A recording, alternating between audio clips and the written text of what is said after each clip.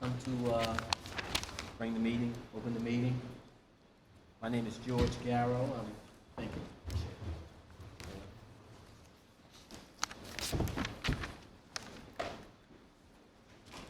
Okay.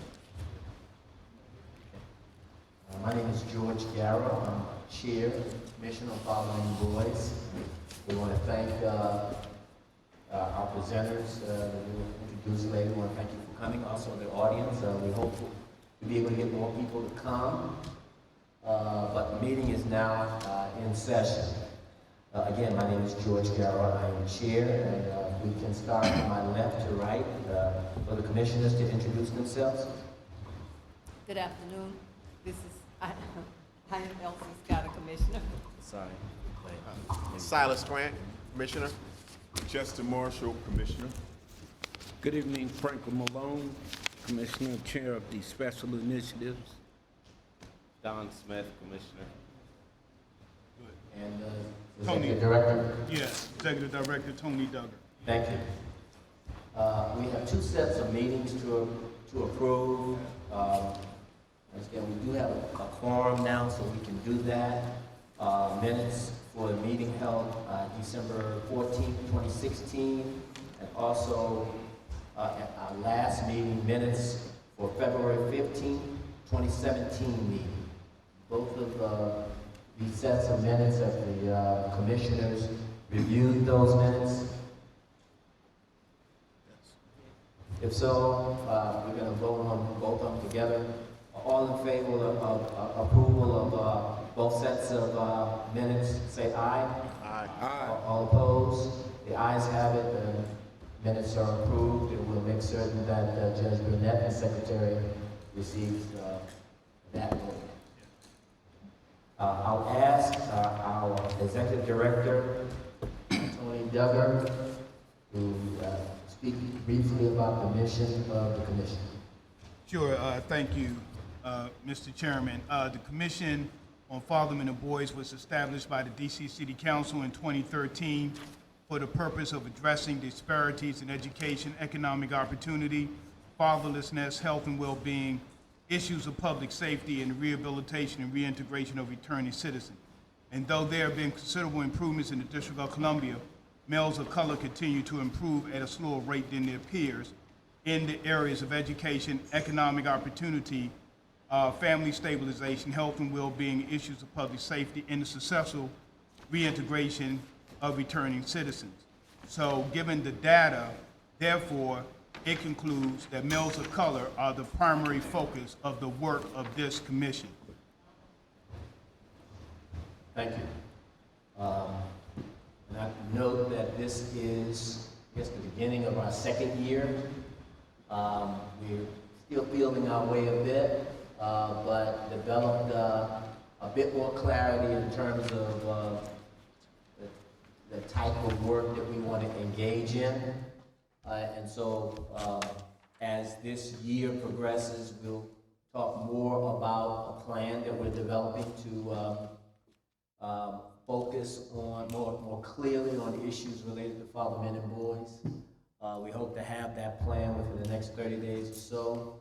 Once the commissioners have had a chance to review it, and we'll have had a chance to talk a bit more extensively about it. I asked Tony to introduce our special guest for tonight. Yes, thank you, Mr. Chair. We will hear from two presenters tonight. Ms. Myla Yoakum is the Director of the Office of Afterschool Setup Team, which is a project of the Deputy Mayor of Education in the United Way of the National Capital Area. This office is currently ensuing the successful implementation of youth programming in an entirely new era beyond the previous work of DC Trust. Therefore, Ms. Yoakum will talk about the mayor's vision for this work relative to funding, grants, and the full development of her office.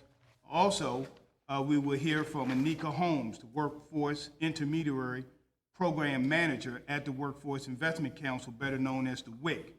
And as many of us already know, the WIC administers several locally funded workforce programs and initiatives which serves both DC residents and businesses.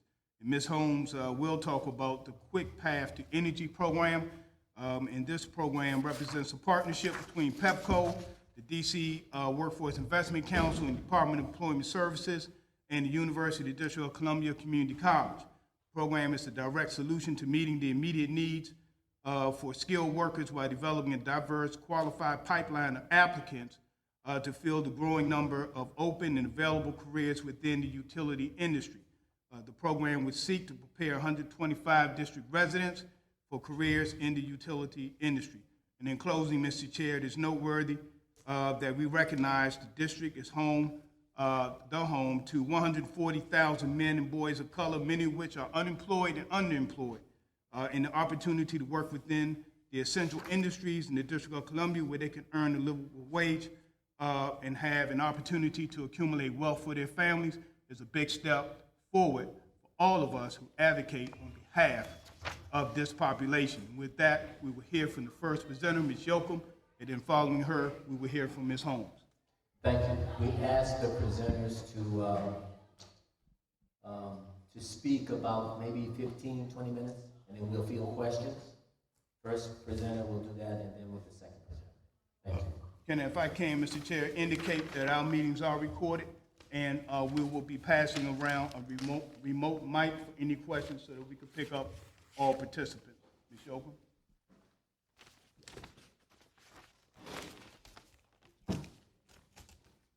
Thank you, Commissioners, for the invitation and for those who are here to participate and listen. My name is Mila Yoakum. I'm the director of the OST System Setup Team, which is the new transitional office, or team really, to set up the Office of Out-of-School Time, Grant, and Youth Outcomes. So legislation was passed and enacted by Congress on April 7th to create the actual Office of Out-of-School Time, Grant, and Youth Outcomes. With the office is also the commission, a 21-member body of 7 government entities and 8 community members to help represent the work of the commission and guide the work in leading youth developmental outcomes. Since the office cannot start until October due to the budget, the setup team is in place at the United Way to make that transition when the office can open in October. May have some questions along the way before you finish. Absolutely. And one of them that I have right away is, can you elaborate a bit again on the commission? How was the commission established? When was it established? Why was it established? Sure. So the commission is not yet established. So the congressional review just finished on April 7th. The MOTA, the Mayor's Office for Talent and Employment, is currently going through the 90 days of vetting individuals to be part of the commission. So the commission is in its forming stages, and we hope will be in front of DC Council for approval in July. Does it have a name? It will have. It's called the Commission for Out-of-School Time. The Commission for the Office of Out-of-School Time, Grants, and Youth Outcomes. And it will guide the work, particularly the strategic plan and the sort of the philosophy of the office moving forward.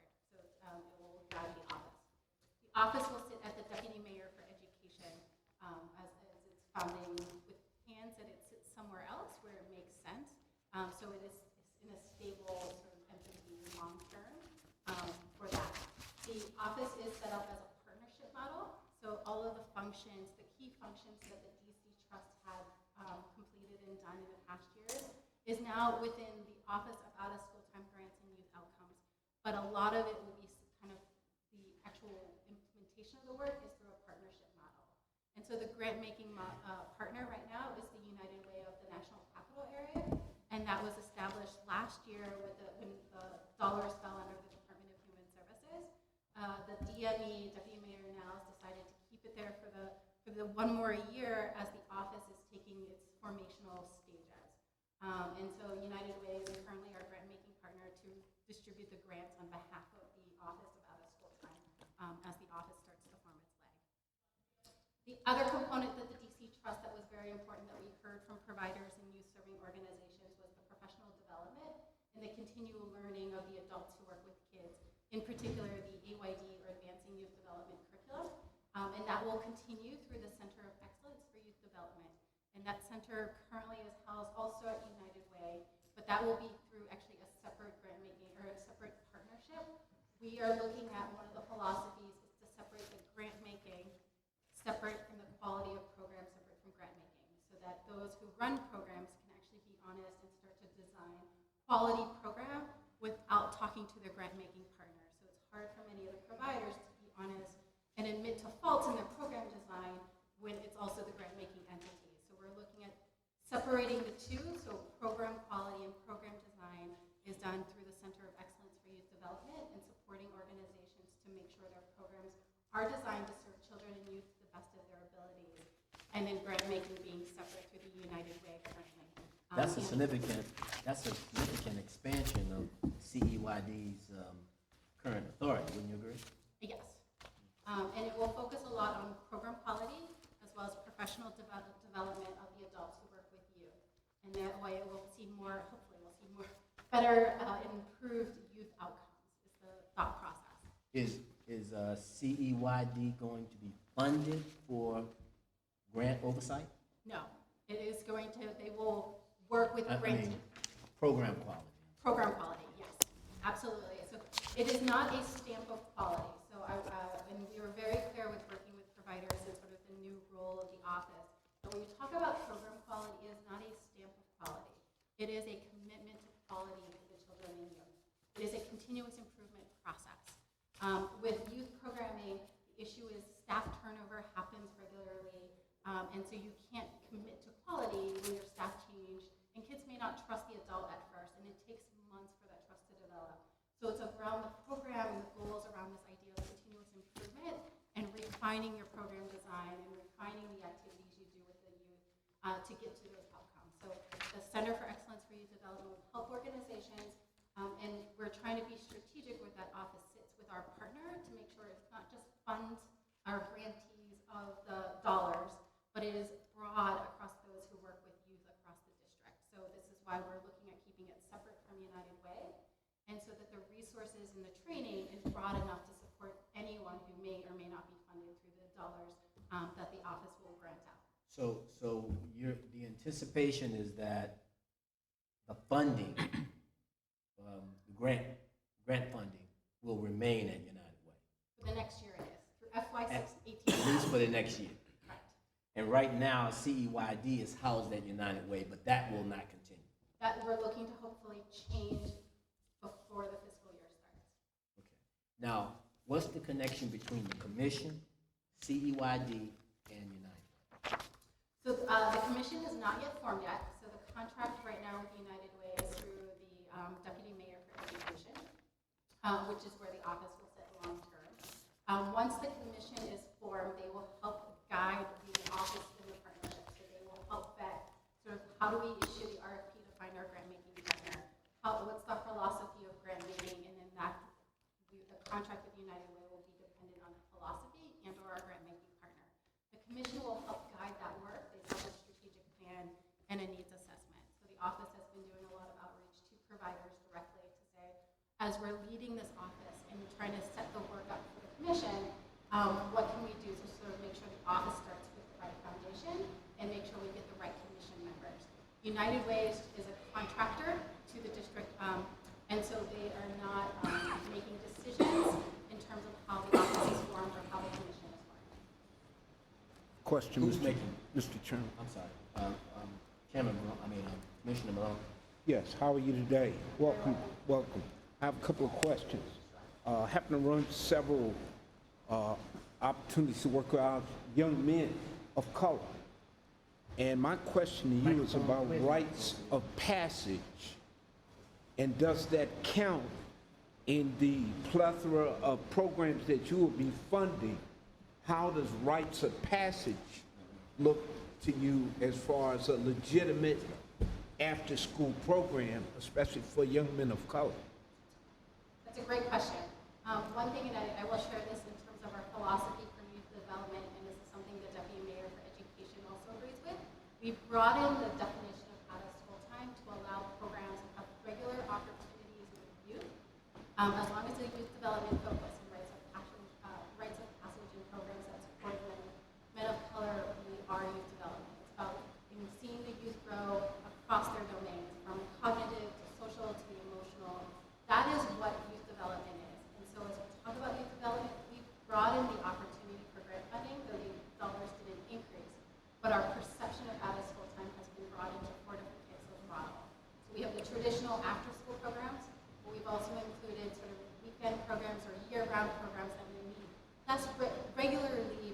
the intensity of a school year program. We've allowed for sort of 6-week models. So your program is maybe 2 times a year for 6 weeks intense with the same group of kids. So we've broadened the definition of out-of-school time to allow for the different types of models of after-school programming. To allow, because we've heard from a lot of different providers, we don't fit in this bucket to get funding, but they were truly doing youth development programs. And a follow-up question to that is, how do you evaluate the effectiveness of these programs? I guess we're stepping all over your No, presentation, right? It's I fine. need to know. These are important questions. And so, sure. in terms of evaluation, our first year, we are not actually doing evaluations with our partners and our grantees. Part of the role of the commission, so our name is the Out-of-School Time Grants and Youth Outcomes. Can you hear? For the setup team, I am not comfortable without having sort of conversations and with a commission forum to say what youth outcomes are we targeting and how will they be measured and evaluated well. What we have committed to for the current grant year, and hopefully the commission will move forward, are the 12 developmental outcomes that have been established by the trust for a number of years. And that commitment to those 12 developmental outcomes is what we hope the commission will take. And then our role is to help them identify assessments and different surveys of credibility to how to measure those outcomes. That's the vision we have, but we have not sort of determined a true evaluation of the program. I appreciate that, and I want to, one of our programs we run is Boyhood to Manhood Rites of Passage. We use the 40 developmental assets, which probably speaks to your 12 developmental outcomes, because every youth has to have at least 11 of these assets to be successful. And so I'm very interested to know how you use that information, and also how programs similar to the ones that the 100 Fathers and other groups run can access your funding. Yes, so I love the fact that you use the Search Institute for 40 developmental assets. That's research based. So as we look to work with the commission on evaluation of program outcomes, we are looking for a list of tools to be acceptable. So every program will have a different design, and so that is one where I do recognize that's actually a good tool for evaluation, and would make that recommendation to the commission to adopt it and accept it as a program evaluation. In terms of grant funding, the grant opportunity is currently open. The United Way issued the grant RFP on March 27th. The deadline is April 28th. But we got rid of some of the barriers that we know have been issues in the past with the grant funding. One is that they can apply, there's no notice of intent, and there are no mandatory trainings. So if you tell your constituents tomorrow, or your neighbors, or your partners, apply for the grant funding, the deadline is next Friday. That's the only thing any grantee had to do to get in a proposal. We also opened up the grant making to be broad to the 4 different types of models. We also opened up the funding to be more broad in terms of the organizational and the program design. So in the past, the trust dollars have been tied to a sort of an expenditure kind of reimbursement model, which we've heard, well, I know it just cripples the way the capacity of the organization to do its job well. We actually removed that barrier, and we made it a disbursement grant. So it was payments of 4 quarters with about 50% for December, based on the timing of the budget and approval of the budget from DC Council, and by the time it can actually reach our grant-making entity. So we've kind of planned for some of the barriers we heard from providers in advance in making sure the current RFP allows for that flexibility of funding. It is not it's no longer tied to average daily attendance, which is also an issue for many providers. It's not, average daily attendance is not an indicator of quality. And so recognizing quality is different in different indicators, we took average daily attendance sort of off the reporting requirement and said, we'll give you some flexibility in how you use the funds for your program to support children and youth. What you're going to see down the road is more connection to those outcomes. And we'll help you over the next 1.5 to 2 years or 3 years to get to the right tools to measure those outcomes. But we want to make sure we're actually helping providers get there. And part of that's going to take some time. And so we know we can't force some of these mandates and these changes in the RFP in year 1. And so we're kind of, this current RFP, we asked if you have it, supply a logic model so we can see your program design. Sure. Recognizing not everyone will, so of course that the next year we will through the center, some logic model training, and that gets people to start thinking about their outcomes before they get to evaluation. And so we see this as a multi-step over a couple of months to get organizations to where they are looking at youth outcomes and the work that they do and aligning it to. It's not going to happen overnight, so we see this as a couple years before we actually get everyone into this sort of idea and the system of quality and evaluating outcomes. But the grant process, please share. We're expecting it to be a competitive process, but at the same time, to me, that's a data point for our advocacy partners to say there's such a demand for after-school programming. We couldn't fund it all, and we don't actually have a true number. When the office was forming, they said, how much money do you need to fund after-school? And there was no set number out there. And so for us, this is a data point that we can use. Say we had. There was no set number They- after they- looking at trust data? So looking at the trust data, when the question was asked, how much do you need to fund after school, there was not a concrete number given to say to serve X number of kids and then X number of programs. So my job over the next few months is help put those data points and put the story together and allow others to sort of educate and advocate for what's necessary. Was that a question asked by council, or it was a question asked by council? It was asked by the education committee. Okay. Grosso. So do I understand that, what is the current level of funding what it was last year? It is for the fall school year, out of school time grant is $2 million, and then we were estimating the $2 million in summer as well. So it remained current. And summer is going to be underneath in this rubric as well? It will be a separate competition by the end of the year. Sure.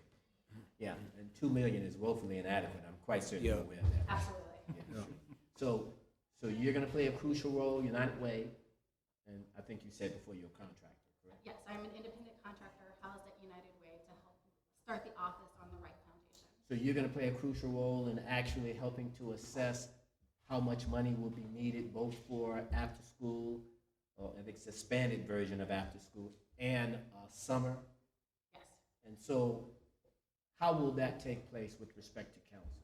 Yeah, so the commission first, so while the commission's forming over the next 3 months, hopefully, we will be looking at hiring a consultant to do a needs assessment. So they're going to look broadly at existing data and also looking at provider data to start looking at a true needs assessment to see what the number and truly what is the need and what's the demand for programming. So there is a national group that has done the study, but again, some of the folks didn't know, but according to After School Alliance, there's actually 36,000 kids in the district who would want an after-school program if there was one available to them. And at the time, that data, people didn't know that data existed. So my job is to help find, we'll hire a consultant to do this using trust dollars to actually complete a needs assessment to help guide the commission to make decisions, both in grant making and trying to increase the dollars. I do know that noticed that you had meetings with the after-school community, and maybe about 3 or 4 of those meetings. Is there an effort to include the after-school community in making assessment with respect to how much money is needed for after-school funding? Yeah, as part of the needs assessment, absolutely. So one thing we do know is utilizing a cost per student model is not an appropriate way to establish what it truly costs to run an after-school program. So we know one program can cost $800, but the frequency of where they see the child varies, versus a comprehensive program that may see the child 5 days a week and maybe on weekends because they're in a housing community that needs that type of support. And so your cost per student may be more like $6,000. There's no way, and we can use averages, but it's not fair. So part of the work is really looking at what is the need and also what's the capacity of the community. So some communities may not have the capacity for an organization to run a comprehensive program. And their options may be more around piecemealing sort of an activity of schedules. And that cost is a lot different than sort of the comprehensive. So part of the needs assessment, and this is the challenge as the office is taking its leg, is finding the right consultant who knows enough about this industry that I can press them to make sure they're getting me the right answers, right? That they're giving me the right data points. So I've been in out-of-school time for quite some time, so this is not new to me. So I can ask the right questions, but the challenge we're having is actually finding the right researcher and consultant. So we have a small small list that I keep meeting with, but if you have anyone, that you know of anyone, please send them our way. We are continuously looking for good consultants to do some of this needs assessment for us. Now, you said before that, earlier that CEYD will not be a stamp of quality of the program, but certainly they're going to provide information with respect to the programs and the progress of the programs to the commission or whatever this structure is going to look like, correct? They're supplied to the Office of Out of School Time, and so there's so I come by way of Pittsburgh, so I'm actually very new to the district, but I've built a system in Pittsburgh for the last 4 years. And when we did our quality system, the one thing we kept with the providers was the trust that whatever they say when they talk about program quality is in confidence.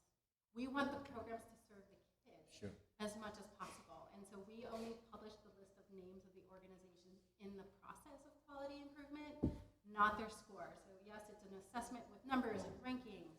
There will be scoring. There is scoring. There is scoring.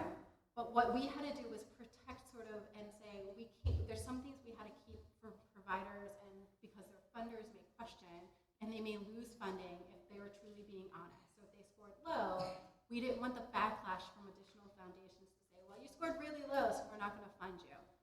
As we learn the environment here, we're also learning from providers. That's actually something very important to keep that confidence with the center. So in Boston, it's public. You can go on their website and they will compete against organizations, and they show who's in red and who's in green.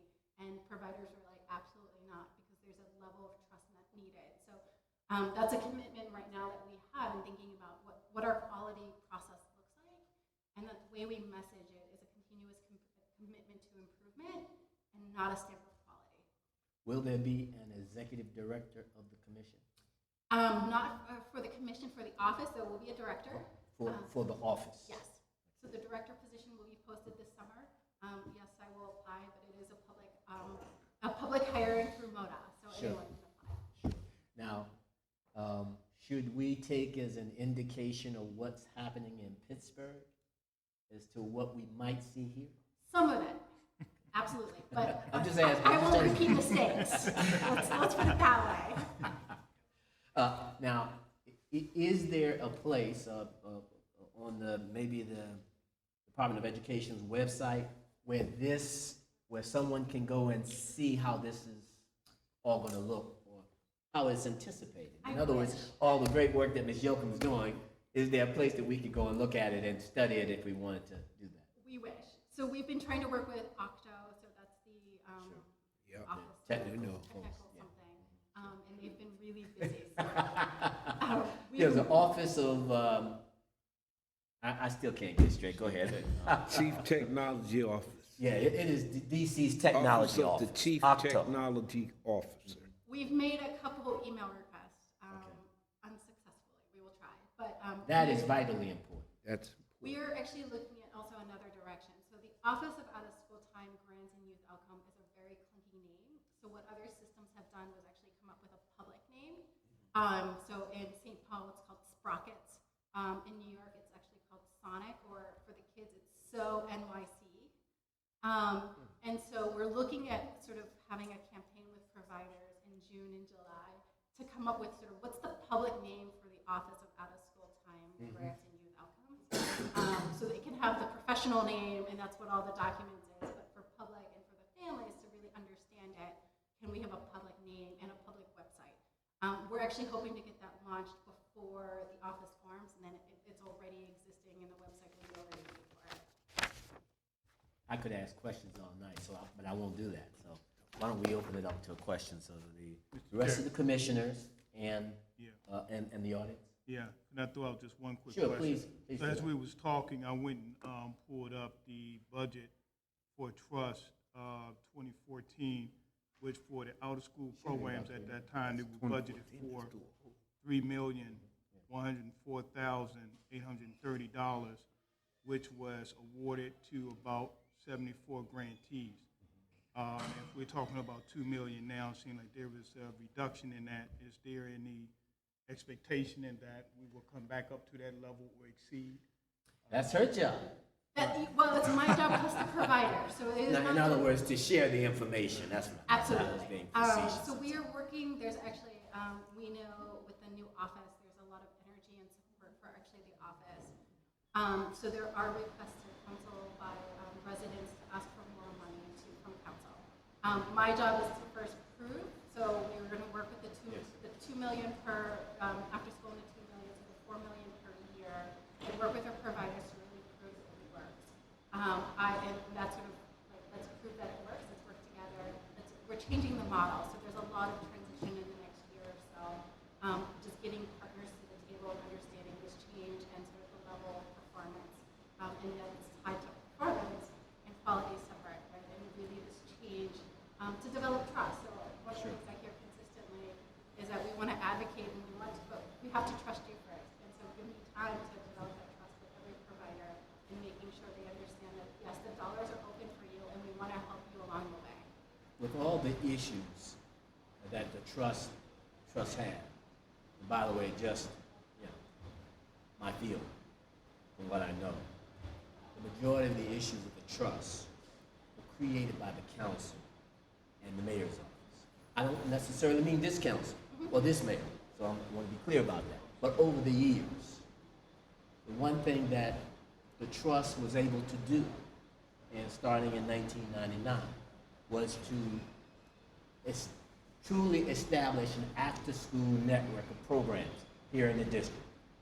Before that, we're talking agencies funding programs that might be people operating out of the car. It might be their favorite people or friends, without regard to quality, without regard to the number of kids, without regard to anything. So the point I wanted to make is, while the trust was criticized significantly by many folks, articles in the Washington Post, many of its issues were created by others, and we have to acknowledge the fact, at least I believe it's important, to acknowledge the fact that after-school network was established. In many cities, it doesn't look like that. And there was a focus, maybe not the focus that should have been placed on program quality. So it created a network of after-school programs that at least we have now from which to build. The other thing that I would ask you to do as you pull together information and field, attempt to develop, to inform council with respect to funding, is to go back and look at funding over the years with respect to the trust. There was a time, just give you an example, where summer was funded at the level of $20 million. So we're talking about you working with $2 million now. And under Anthony Williams, at least one year, I'm certain, it was funded at $20 million. Particularly, I don't know, many of you remember, we went through a period where young people were having difficulties on the street. There were some shootings. Unfortunately, the way it works in after school, we have to use tragedy to get people to increase funding. The point I'm making is that the city has a marvelous opportunity to be a national leader in after school, out of school time program, and being able to establish quality programming that can be a model for the nation. And particularly, and I don't want to leave this out, particularly as it relates to boys of color. And I just hope that we're able, that the council is, that we're able to convince the council that we should not settle for adequacy, for mediocrity. We should really look at this opportunity. The nation's capital ought to be a leader when it comes to funding after-school programs, to ensuring that there is a nexus between after-school and learning in the school system, and that that after school can play the integral role that it should play in high school graduation, in developing creative talents among young people, in helping to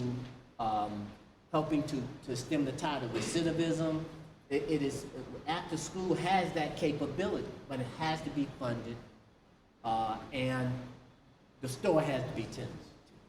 And so I'm just hopeful that, I mean, it sounds like you got the experience, and it sounds like I'm preaching to the choir, but it is important. Sometimes that gets lost in politics and whatever, but it's a marvelous opportunity, and I just hope we're able to take advantage. I agree. And we will ask for help along the way for anyone who wants to educate for the funding resources. At some point, I will be a government employee, and I can't say that, so I'm learning to practice that now. But we know it is critical along the way.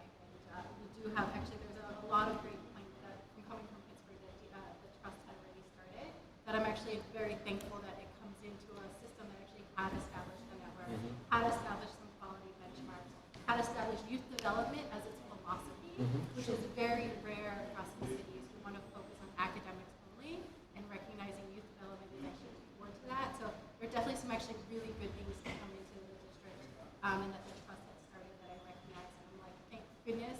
And yet there was A lot of great information that exists right now. Are there questions from the audience you'd like to pose to Ms. Yoakum? If not, And I'd also like- our I'm I'd sorry. like to say. Yes, ma'am. Go ahead. Can you stand up and speak loudly? My name's Sylvia Stokes. And by the way, this is a mic for recording. It's not amplification. The mic that Ms. Yoakum has is amplification. So you can, well, can they come up to this?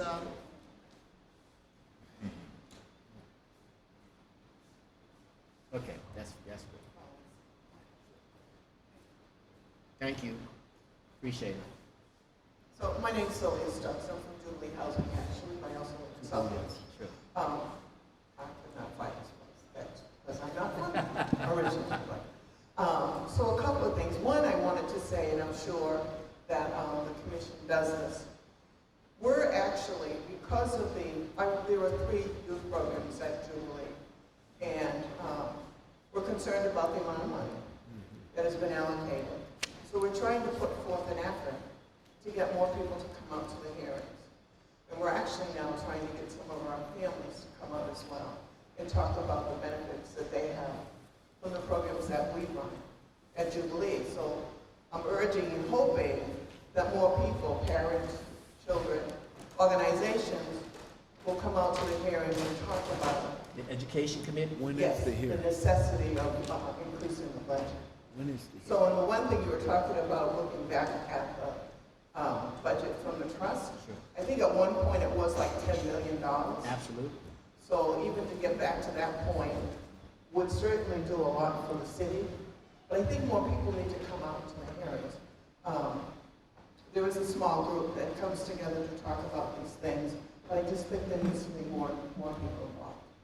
So, Now, is there a schedule for the hearing? there's actually the deputy mayor's in Grosso's hearing is on Tuesday. The deputy mayor of education hearing?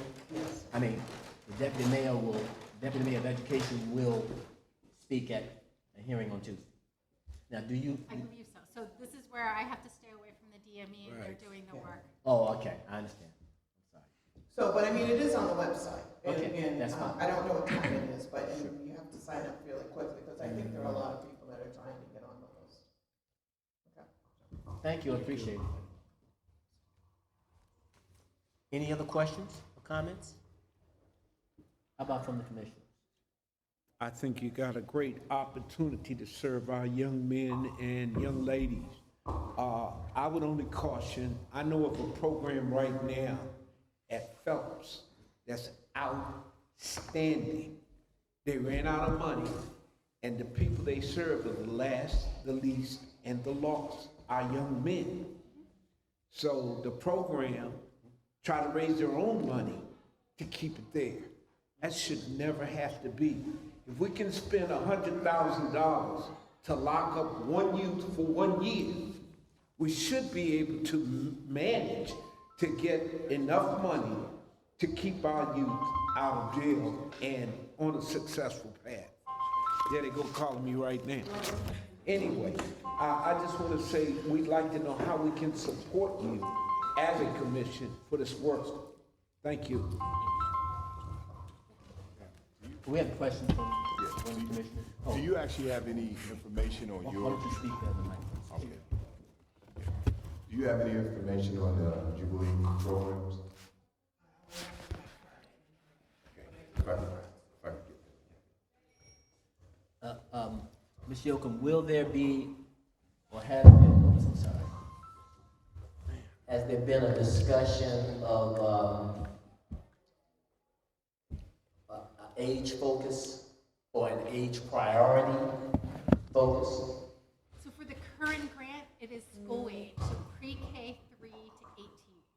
The needs assessment, though, when we look at it, we'll go pre-K 3 to 24 Okay. to look at the opportunity youth and sort of that age group to see if there's a need for additional funding.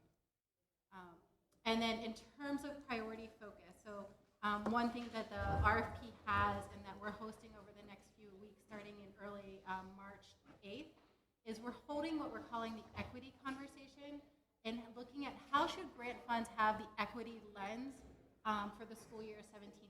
And we hope the commission will adopt it or codify this at some point. But for what we heard from a lot of providers is that there was a lack of equity in the disbursement of grant funds from summer 17. And so we want to recognize that and say, well, what should equity look like in the after school and out of school time space? So we're hosting a series of 6 sessions starting May 8th that we will get out to the commission if you can help spread the word. We're trying to get continuous feedback and information so we can make the right decisions and really start the office strong with the right sort of perspective. And so The hearings are focusing specifically on the issue of equity. equity within the after-school time, and particularly for this coming year, which the grant funds look at. So we put in the RFP, the equity lens will be part of the decision-making, but it's in development, and that development is based on these conversations. Why don't you explain that? When you say equity, what do you mean? Yeah, so equity is going to vary. So equity, from a framing standpoint, equity is around how we deliver resources so all kids, children, and youth have the right access to resources. It may mean a little here, but a little bit more here because they can't get to the same sort of level or reach the end of the race unless they're starting at the, everyone's starting at stage 5 and the race occurs. It's not equity. So people on the far end can't get to the race on time because it's disproportionate. So when we look at equity within after school, should we look at geography? Should we look at at-risk population? Should we look at the size of the organizations receiving funds or the type of organization that may be more community-based focused or the larger entities that serve citywide? So these are conversations that have been sort of percolating up through the provider meetings that we've hosted. And so we recognize, in order for us to make an informed decision, I need to have actual conversations around what does equity look like for the office as it moves forward, and how should we frame that for the coming school year grants to make sure that we, and then vocalize, like, this is the decision, and this is the recommendation that we'll have to the Deputy Mayor for Education, who ultimately makes the decision on the grant. But it comes with some support from the field. So we're looking at hosting 6 workshops or conversations starting May 8th across the district through the end of May. And then if you can't attend one of those sessions, send us an email. So we have a generic Gmail account so that it can go with the office come October and not housed at United Way. But it's called districtost@gmail.com. And we're open to ideas as we look at this conversation around equity. What should it look like? Should it be targeted to a certain population? Should it be targeted to a geography or a certain ward or a certain organization type? So these are things that have percolated up. And so we want a space for those conversations across the field to start narrowing it down. What does equity look like within the after-school and out-of-school time environment here? That's important because essentially what I hear Ms. Yocum saying is these equity issues would include things like maybe, I'm just raising the question or raising the issue, maybe there should be disproportionate funding for East of the River programs, given the challenges that the East of the Rivers has been impacted by over the years versus Ward 3. I mean, that's one of the thoughts. I mean, that's one of the things that will be on the table. Perhaps, with respect to that priority issue, maybe it should be skewed toward a group of young kids. That, we all know, for example, just as an example, that middle school is a difficult time. And many of the programs in the city have a difficult time, have a challenging time producing real outcomes with a middle school population. Should there be more money disproportionately focused on middle school kids? Some people make the argument that it should be front-loaded, where you're having the most impact. Some people believe most impact on young people. When I young people, I mean K through 3rd grade, K through 5th grade. Those are some of the questions that would probably be placed on the table. Also, boys of color. Those issues might be on the table. Yes, Mr. Salas, Commissioner Salas. I walked out like twice, so I may have missed it if you mentioned it. But one of the last initiatives that the trust had that was a large initiative was when they identified 5 communities that were most impacted by violence and at-risk activity. And they actually had a summit where people applied for opportunities to work in those 5 communities, and they had a separate amount of funding. So when you talk about specifying by area or by age or some sort of demographic, I'm wondering if that may be a consideration, looking at those neighborhoods again. Those are the types of things, I think, under that rubric of equity, that they want to hear about. Yeah, so for the funding for the 5 communities of violence, that was a separate supplemental dollars that came to the trust via the mayor's office. Okay. So that was a separate grant competition, and she had identified the 5 communities and ended up, I think, awarding 3 organizations that actually had applied. So that wasn't a full open competition. But as we look at what equity is, it could be these communities, like we're leaving the door open to have this conversation. I am not comfortable saying, here's what the equity lens should be for OST. And so we will have these conversations throughout May to start narrowing it down and see where the priorities are, and having actual providers and families at these kind of conversations to let us know what is appropriate for the district to talk about equity and after school and out of school time. I want to say on the equity, I hope that you would consider prevention, intervention, and innovation. And here's why. Not necessarily the young will change if the older young men have someone that has an impactful, transformational program that can make them change their heart and mind. It can be just as wonderful as helping our young people to prevent them from getting into trouble in the first place or having success. So I hope you look at it along, Marion Barry used to say, the last, the least, and the lost. Yes, but we need to do it. Prevention, intervention, and innovation. And I hope you truly look at it. I see too many programs that say we're going to do mentoring. We got 500 mentors. We got 30 mentors. Mentoring, when you look at it, can be good, but it falls off. What I want you to look at is certified, master trained, especially for the young men, rites of passage and master trainers who have a lot of information that can take young people to another dimension because they have trained for it. It's not up here, it's in a curriculum. So I just want to throw that out there because a lot of times these programs get overlooked, period. But the young men, who you didn't ask, is the young men who the program serve. Ask them. They'll tell you. Go to Phelps. See what they're doing over there. They got a magnificent, wonderful thing going over there. 98% graduation rate. Is there a plan to do focus groups that might include young people? For your equity conversations or with, No, well, I was speaking in general in terms of the formation of these plans for after. yeah, so, We need to be doing. well, here's a couple requests based off of that question. One is, we are still looking for a commissioner to nominate that is a youth. So I should say the DME I is. understand. And so, if you have anyone, send it to us. We are looking for a youth to be on the commission. I got it. Two, part of the needs assessment is actually having conversations with families and youth to figure out what types of programs do they want. We have a certain assumptions of programming that we think kids may like, and they may actually not like, and or they may like a particular program. Sure. And so we want to recognize their voice because that's truly youth development in practice. And finally, one of the things we're looking at when we talk about program quality is actually the opportunities for youth to actually observe program as part of the quality improvement. So in my dreams, I have a group of youth who are paid to do the program observations and giving feedback back to the programs. Now this is, I think this is down the road, but part of youth development is recognizing the skills and the assets they bring.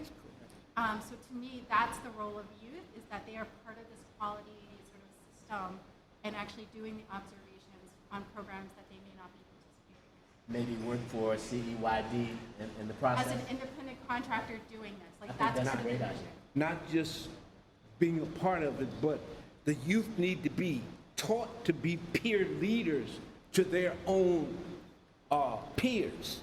That should be the outcome of these programs, not just to teach them and to go away, but to teach them in a way that the young people get the skills, get paid to work with their peers.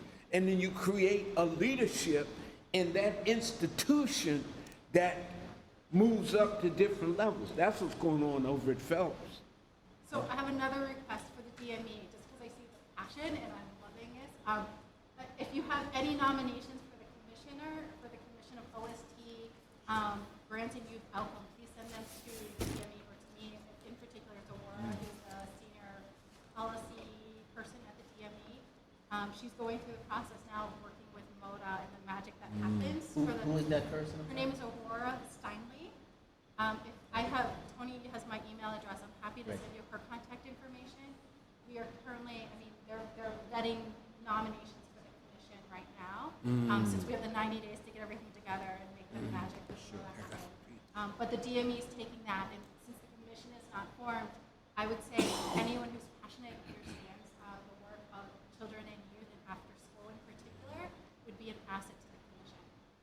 Ms. Yoakum, we appreciate Thank you. you spending time with us today and fielding the questions, particularly all of the questions that I fielded. But this is it's an important topic. It's important to the commission, very important to the community. The position of the trust, the existence of the trust over the years, and its disappearance was a concern, or is a concern. So to hear that there are plans afoot, That's good. and that you're involved is comforting. That's refreshing. So I just want to thank you and give her a round of applause, please. Before you leave, let me be there.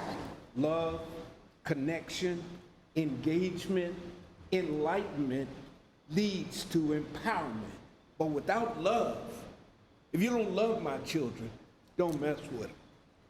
I think she probably gets that part. I got that part. Thank you, we appreciate it. Thank you. I need to get your email address.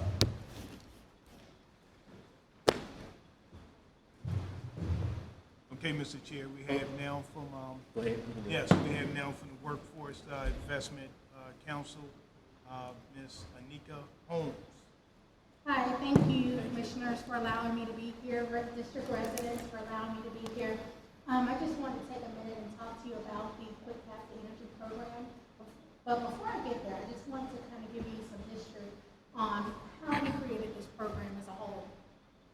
In late November, early December, infrastructure became one of our 6 targeted industries that we recognize because there's 250,000 positions that's coming available in the next year across the United States.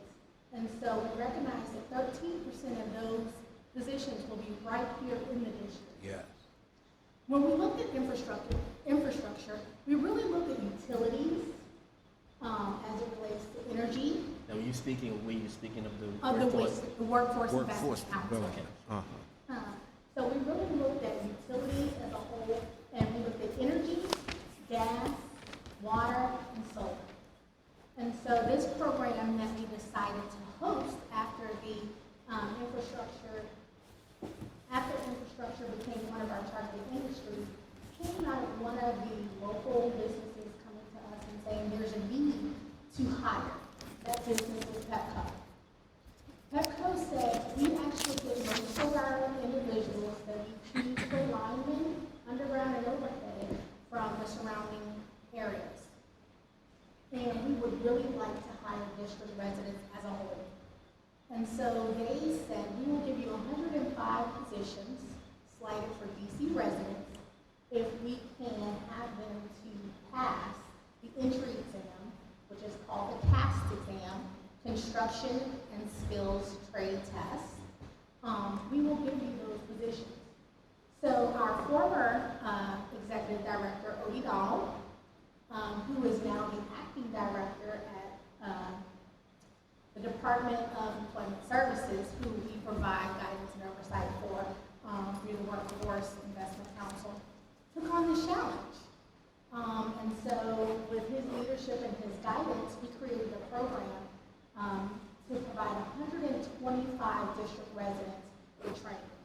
It's a 6-week training. It's no cost to district residents. And the training actually focuses on getting individuals to pass the CAST exam. So we worked in some remedial training for individuals that have been out of school. We also worked in some work readiness opportunities for them to actually prepare to go into the work world. When we looked at district residents and how many individuals were not ready for this type of position because of certain barriers that they face, we decided that we would take on that challenge as a whole and we would guide them in the right direction. So the classes are 9 to noon at Bernie Bacchus. And they had to go through a series of different activities to actually get to this point. And so they had to take drug testing for suitability and eligibility. They had to be 21 years old, possess a driver's license, and be able to pass a criminal background check from the last 7 years. DOES, this is out of DOES? Okay, so let me back up. The partnership is between the Workforce Investment Council, University of District of Columbia Community UDC. College, DOES, and Petco. And so we also have a vendor, which is ADC, that assists us with some of the recruitment process. And so we're recruiting out of all of the 8 wards, making sure they're doing qualified referrals. And when we say qualified referrals, we're just saying, does the person have a driver's license? Is the person 21 years or older? And can they possibly pass a drug test or background test? And so they are referred into our program, and then we take them, they actually have to pass the CASAS exam at an 8th grade level. And once they pass the CASAS, then we take them through the background and drug screening. And then Is there any effort to assist those who don't come up to 8th grade or the traditional programs, the traditional adult learning programs? yes, there is in fact some additional assistance. Anybody that does not pass the CASAS exam, UDC has committed to helping bring them up to speed. And we're actually hosting 5 cohorts. And so they have, between now and August. So they have additional opportunity to bring up their CASAS. What we looked at is if they were borderline pass rate on math or English, we decided to let them in the program. Just because we have the remediation piece that we built in for the first hour every day, we felt that that was adequate enough to bring their skill set up to allow them in training. So remediation is part of the program. It's a direct part of the program every day for the 6 weeks. In addition to, we also looked at the fact that some of the individuals may not pass the drug testing. That was a big part of what we experienced. And what we did there was we took a look at the test results from the drug testing to see what type of drug they tested positive for. If they tested positive for marijuana, we actually had a conversation with them, directly counseling session, to let them know this is a serious program, this is what the expectations are, and if their CASA scores were up to par, we actually allowed them acceptance into the program. If they initially test Positive positive for for marijuana marijuana only, only. correct. Because then we're telling them, you have 6 weeks. We're gonna do random drug tests along the way. And you have to test negative moving forward. Because we didn't want to create an additional barrier for individuals that already had barriers stacked upon them. Sure. So we built that in to be able to help our district residents understand the importance of the program and the importance of maintaining a job long term. So the program is 6 weeks long. We actually had our first kickoff at Bernie Bacchus on the 11th, which was Tuesday the 11th. We have 26. The very first cohort? Very first cohort. We have 26 individuals in that cohort. I can actually provide Mr. Duggar a breakdown by ward so that you can see who's actually in the program by ward, and so you can kind of monitor and see. But my sole purpose today is to, if you have anyone you know that may be successful in this program or need that extra boost, to encourage them to definitely apply for the program. Do you anticipate cohorts of 25 or so people? We will have 25 in each cohort. At the end of the 6 weeks, they will sit for the CAS exam. If they pass the CAS exam, they are directly interviewed by MEPCO. If they do not pass the CAS exam, they will be interviewed by other utility industries.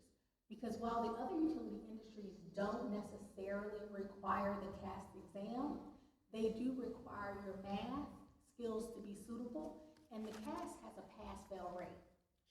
And so if they score a certain amount on the CAS exam, we can still allow other individual employers to take advantage of these individuals that have met the qualifications of the program as whole. So we're not leaving anybody on the street unemployed. We will actually follow and track all of these students for 1 year after the cohort is over. Now the CAS exam is exclusively a PEPCO exam, correct? It's not exclusively a PEPCO exam, but as we found from the 5 utility companies that we've reached out to, PEPCO is the only one that requires it as a baseline of employment. Oh, okay.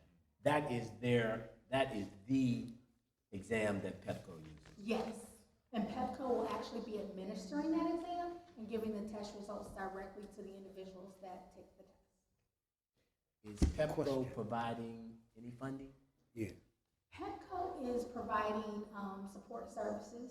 They have in-kind matched, if you will, all of our support services and wraparound. So when I say in-kind match, they have basically given us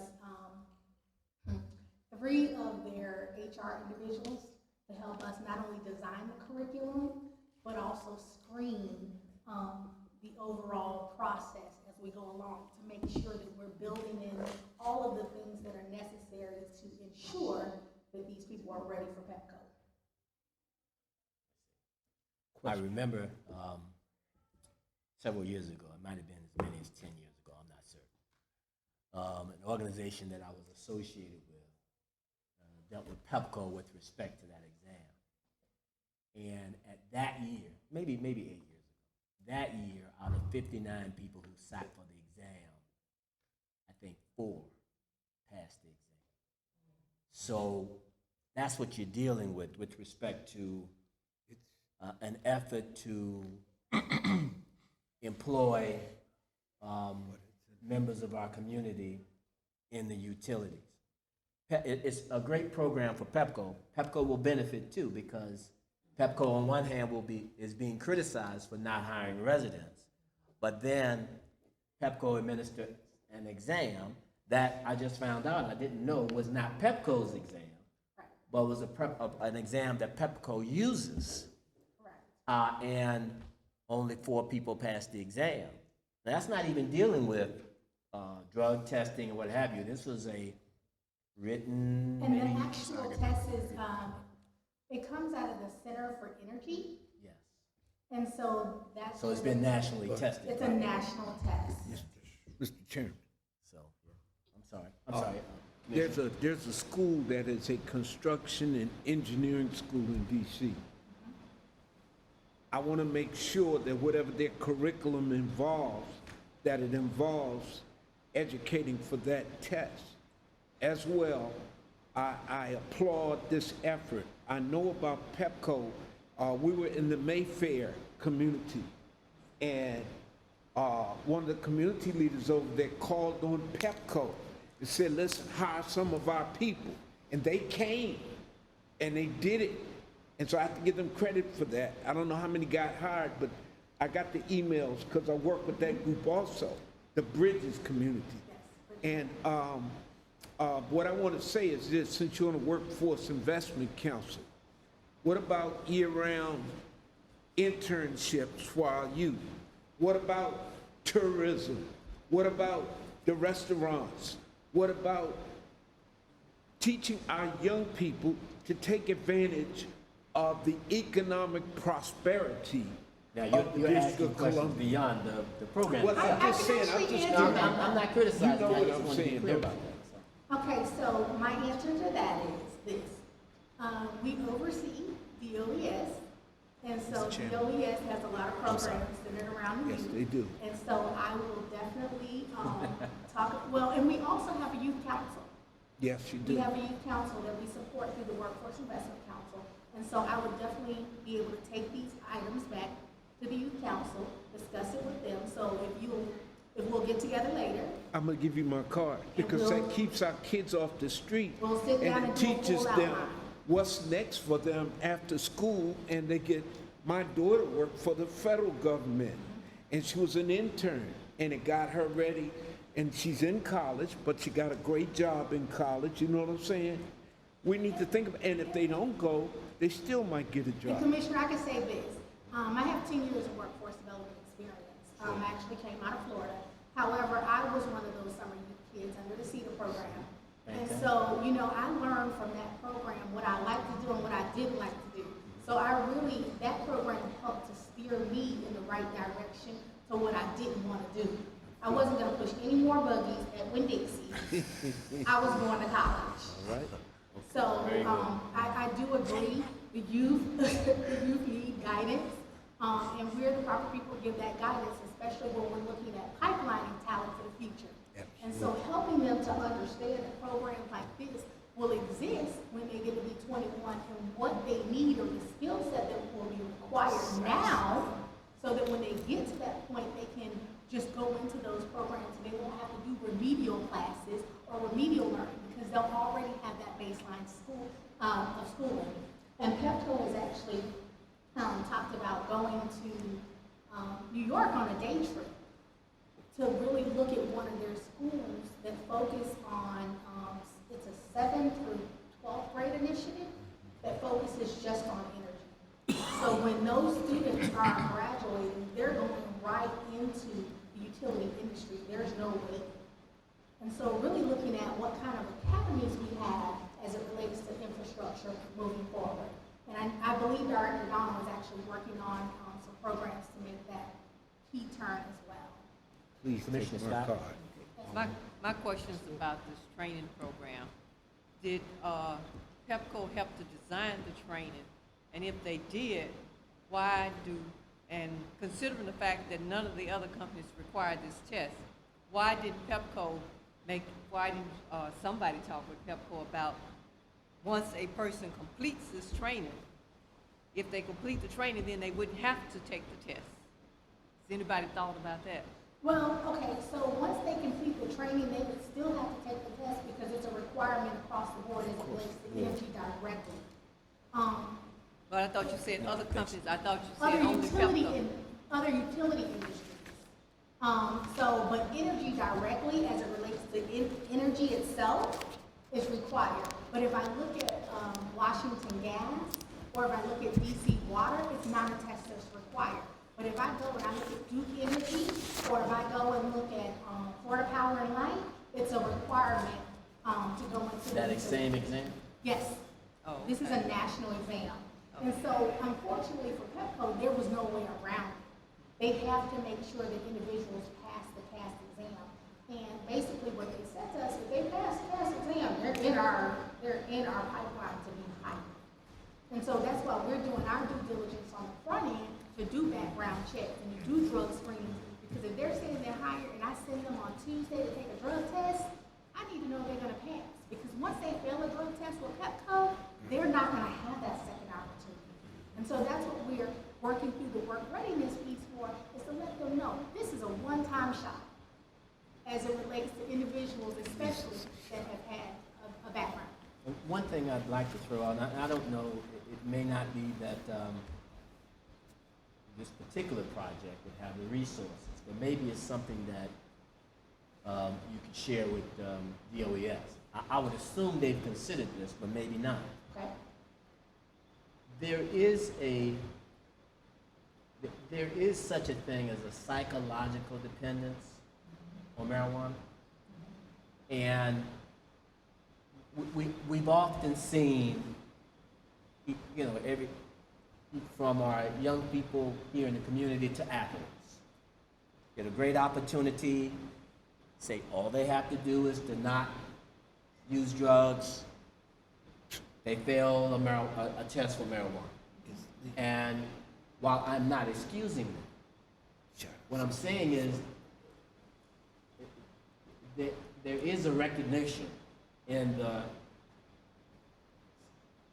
scientific community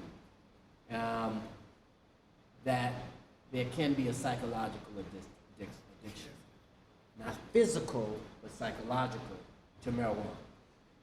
It may be something, and maybe it's already, maybe you can address it. Yes, sir. And that's why we thought of that as well.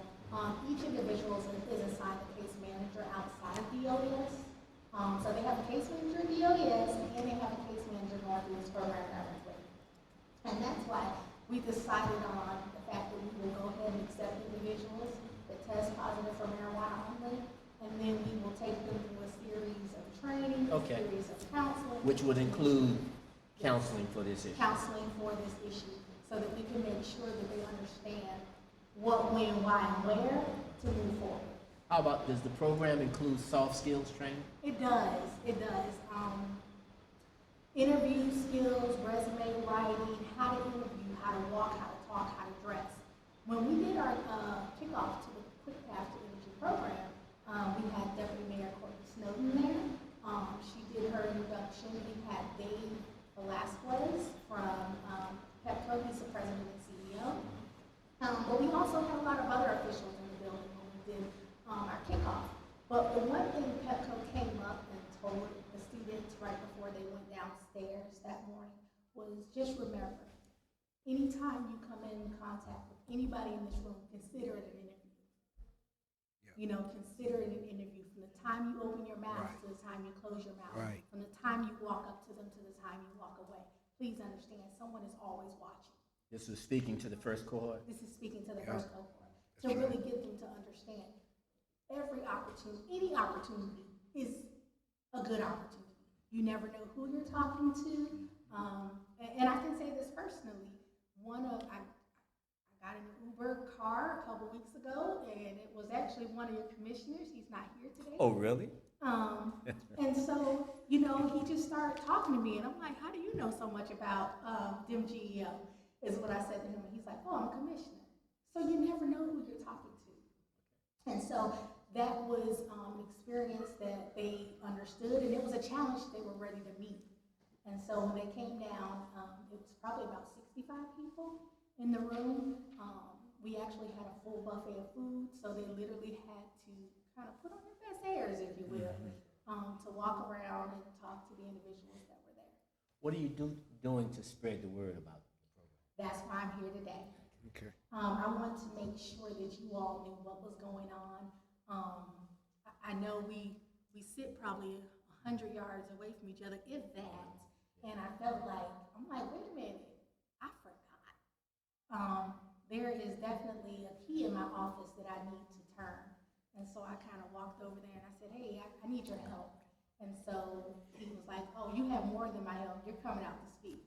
So I was ecstatic about it to the point that I emailed him probably about 3 times. And I know he was like, please, lady. But I wanted to make sure because I actually used to live 2000 Savannah Street Southeast. So I walked from Congress Heights to my apartment every day until I just moved to Ward 7. So exciting times for me, and I wanted to make sure this community knew what was going on along with Ward 7. Do you have any literature on, I'm sorry. No problem. Why don't you go ahead and then. Do you have any there you go. It's on the back table. Okay. But I'll also send Tony over the electronic copy so that you all can spread the word electronically, and then everybody can get the same message at once. Gotcha. So it's kind of a suggestion / question, and it kind of toes along the lines of mentorship from PEPCO employees. And I think, I know you mentioned that some of the executives had showed up at the kickoff, and my suggestion would be that there be some consideration about having PEPCO employees at least have like a loose mentorship program with these folks. And the reason why I say that is because I think Metro's done like a really good job, and it's kind of happened organically, where like young people are attracted to potentially working for Metro. And I've seen it go so well that some individuals will hold off on applying for other jobs waiting for Metro. And it's because when you walk through the communities, you see folks with Metro uniforms on, they're interfacing their friends, they talk about how great Metro is. And I'm sure PEPCO is at that same level, but we just haven't seen them permeate the community the same way. And I think the folks that are in the cohorts would probably benefit from having a regular employee having some sort of interaction. Okay, so that brings me to my next point. On Fridays, every Friday, students come in from 9 to 11, and they're engaging with PEPCO employees. Okay, cool. Not just their human resources department, but they're also doing job shadows on site. So I wanted them to get a real life experience of what it was going to be like. So they're literally taking them on site. We're working out the details of them going down in the manhole right now. You have to be able to pull yourself out of the manhole is the issue. And so they're going embedded in the program itself is a physical fitness piece. We have a personal trainer that comes in and does the training for the individuals. They actually run a mile. They actually have to have upper body strength to pull themselves up. And they have to pull themselves up this way, almost in a push-up position, because you have to come out of the manhole. Correct. So we've tried to build in every possible thing that could be an issue or a barrier for our to this first cohort and the cohorts to follow. I mean, if it works, PEPCO should get some very good employees. If it works. Because right now, or when it people, you can works. just walk in off the street if Right. if PEPCO deems you to be qualified to at least go through this process and get hired. I mean, that's how Right, you get hired. and I must say to your statistics earlier, I was talking to PEPCO yesterday at the Hispanic Chamber meeting. Only 26% of minorities pass this exam. Right now. Right now. Get started. Keep it going. So only 26% of minorities pass this exam. Now, PEPCO is, are they're fielding inquiries from Virginia and Maryland as well as DC. Presumably, although you can correct me if I'm wrong, the majority of the DC applicants are minorities. Correct. And so this program, of course, we only allow district residents. Sure. They actually have had a program or have a program in Maryland right now. Maryland's program has been operating for 1 year, and they've only had 6 people to even go through the program. So we definitely applaud DC for having actually 26 people enrolled in this first cohort. to the point that they have asked us to duplicate this program that we have modeled over in Maryland. They've asked, They have asked me. that's you. And I have told them that I am dedicated to DC. I will let y'all know later. But no, we will give them the keys, the secrets. It was just working in partnership. We had great partners at UDC that were willing to really jump in and, you know, create and craft the curriculum. Because we had to streamline and structure it a little bit different than the CEWD curriculum, the standardized curriculum, because we understood the barriers that our district residents face. When you talk about the curriculum, you mean the existing curriculum at UD? UDC didn't have an existing They did not curriculum have for one this. for We this. took the entire curriculum from the Center for Energy. But the Center for Energy says you only need about 18 hours of training to pass this exam. And we looked at the district residents and we said, based on their education level, based on the additional support we know that that's gonna be required, we're gonna build in additional hours. And so we did that. Now, how many hours is the program now? I wanna say the program is probably about 36 hours right now. Is there when the person graduates from the program, a certificate? We will have a full graduation on May 19th at Bertie Bacchus. And as long as all of the individuals complete the training, not pass the CAS exam, complete the training, they will receive a certificate of completion. Those individuals that do not successfully pass the CAS exam, of course, we built in some remediation training if they want to retake the CAS exam. Sure. But they are also being interviewed with other outside utility companies other than PEPCO. Is there, are the credits usable by those enrolled in UDCC? It's a certificate program, not a credit hour program. And so there's no technical accreditation, but the certificate will the CAS exam can be taken to any utility company, you know, Florida Power Line, Duke Energy, Georgia Power. But as far as the certificate itself, it's just to let them know that they have actually completed the program. Is it, upon graduating from the program, is it a general graduation certificate, or is there some, are you graduating people for a specific job within a utility such as PEPCO, or is there some specification or It's really centered around PEPCO at this point. So the certificate will be backed by, of course, UDC and PEPCO directly. And then if they pass the CAS exam, they'll actually receive an additional certificate from CEWD, the Center for Energy. I guess what I was asking is, once you're eligible for work at PEPCO, are you eligible generally for work, or do you bring from the program maybe some specific educational background that would make you eligible for a specific job? Well, the positions that they're listing for PEPCO right now, for the two positions for entry level are linemen, overhead, and underground. So those are the two. Overhead and underground. Correct. As you may know, in DC, we only have underground positions. No. Oh, well, in DC, we only have underground positions. So everything, if they're hired directly for the DC location, it's underground. But if they want to commute to surrounding areas, they can do overhead. So the typical job that a person might receive from PEPCO would be the underlying lineman, If they're in DC. if yes, they're in sir. DC. Now, would they be able to, I see They no will reason be why able- not, Virginia or Maryland? They will be able to go to Virginia or Maryland. Within 6 months of actually receiving the job at PEPCO, they will also take their CDL, and they'll be able to drive a truck for PEPCO as well. And that'll be all through PEPCO. Yes, ma'am. Yes, sir, I'm sorry. Mr. Chairman. Okay.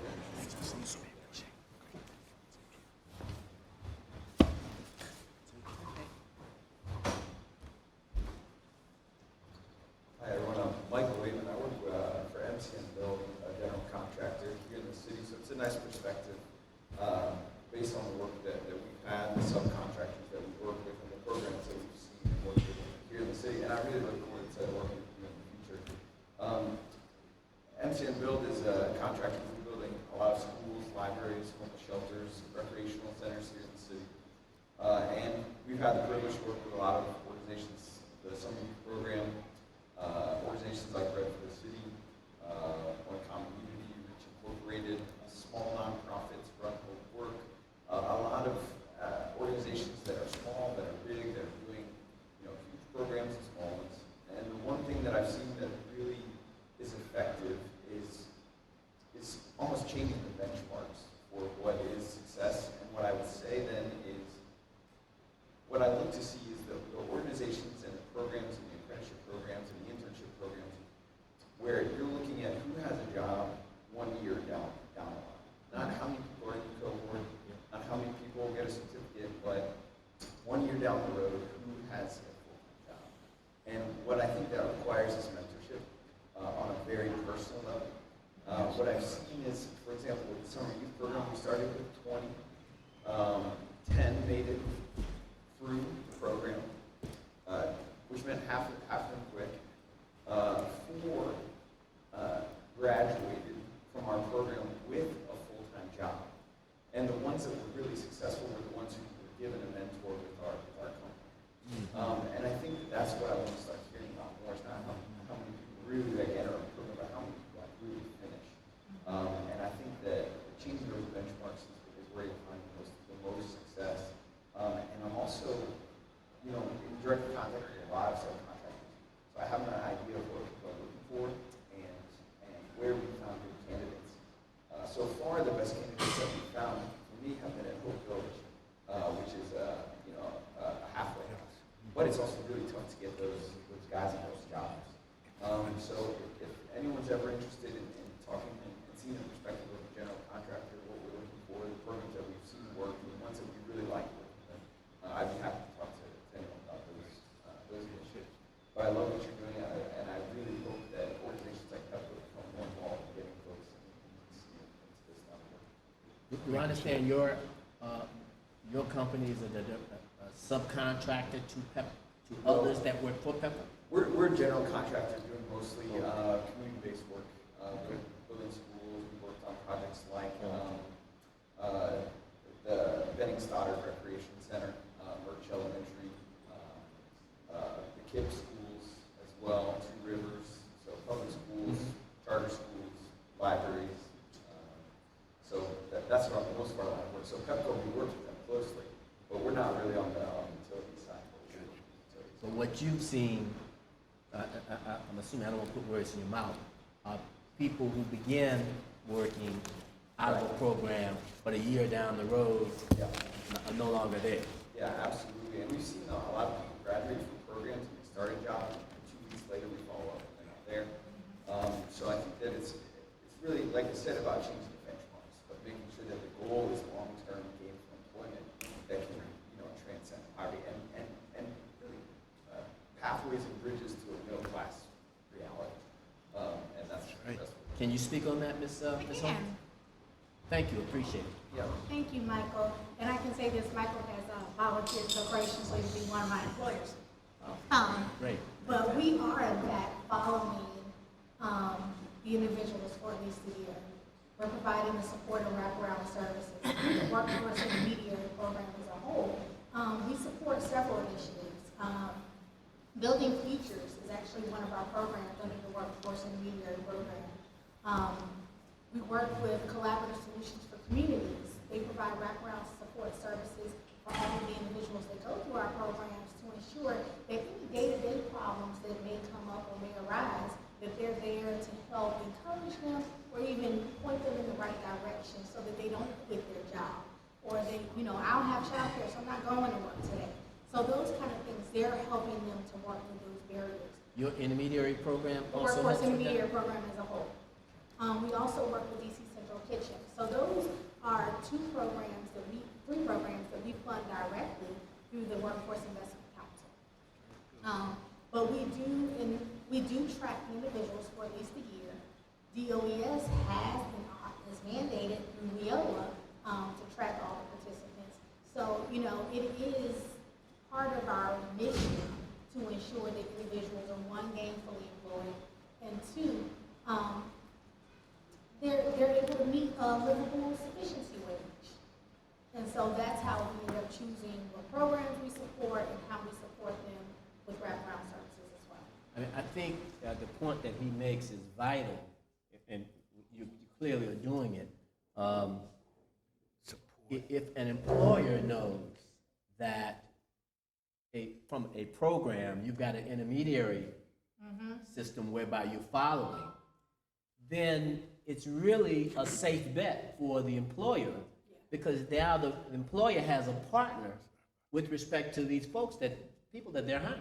So an employer doesn't have the excuse of saying, I'm taking a chance on hiring people from this program, if you've got somebody who's helping to follow folks out of the program and has a vested interest in seeing folks stay on the job.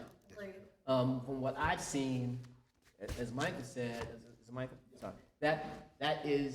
that's a big deal. What happens is, you know, when you participate, being honest, just being straightforward, when you're dealing with folks that are coming in the program who may have other issues or challenges which led them to the program, you get to just what you say.